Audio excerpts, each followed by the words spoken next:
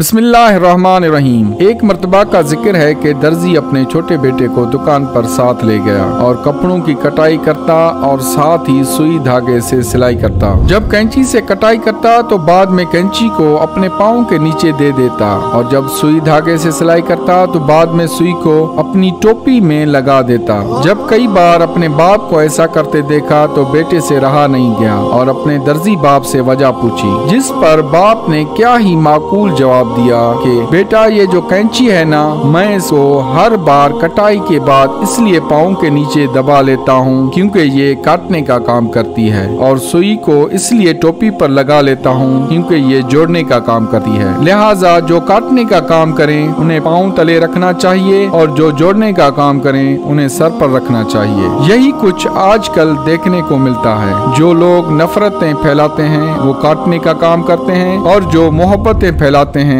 वो जोड़ने का काम करते हैं। लिहाजा हमने खुद फैसला करना होता है कि किसको सर पर बिठाना है और किसको पाँव तले रखना है। खुश रहें और खुशियां बांटते रहें।